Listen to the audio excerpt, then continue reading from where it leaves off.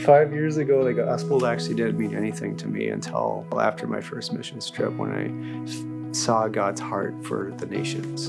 And, as soon as we were done, I'm like, I have to go back, And it's just because the gospel became so real. And it's like, I'm so glad that I get to know this. And people that have never heard it before, they need a chance to hear this, I never really got to work with kids before, but these kids are just so open, and to be able to tell them that Jesus is their foundation and that they can live their life as Jesus as their foundation, because this world is so crazy that you need that foundation. The thing that really touched my heart was the Samaritan's Purse, realizing all the boxes that my kids have, the red and green boxes that my kids have done, that actually are going to families, going to kids, and just to see their faces, and like when they open the boxes and hearing the gospel story, and they were delighted. I was just like, wow, it does mean something to them. So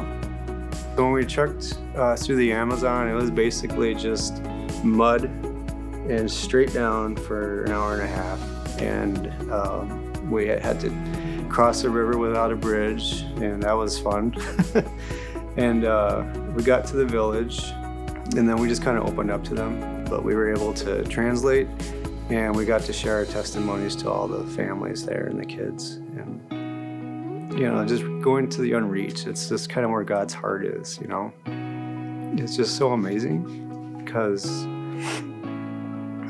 you just see the heart that God has for these people, and that becomes your desire too, And then you become closer to Him as you are doing this, because, to do something like this, you have to be less so that He can be more. We were also able to, with the funds, to buy a baptismal for the church.